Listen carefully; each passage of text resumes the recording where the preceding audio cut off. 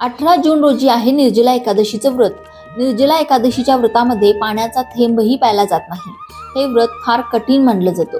ज्येष्ठ महिन्यातील शुक्ल पक्षातील एकादशी तिथी 17 जून रोजी पहाटे 4:43 सुरू होणार आहे.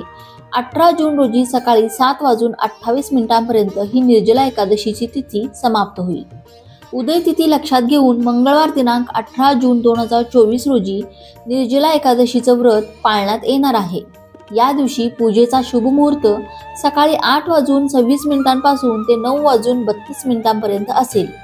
दुसऱ्या दिवशी बुधवारी दिनांक 19 जून रोजी निर्जला एकादशीचं व्रत पारायणाची वेळ असेल सकाळी 5:24 पासून ते 7:28 दरम्यान. धार्मिक मान्यतेनुसार सर्व एकादशीमध्ये निर्जला एकादशीचं व्रत सर्वात महत्त्वाचं मानलं जातं. या दिवशी अन्न आणि पाणी न घेता हे व्रत केलं जातं.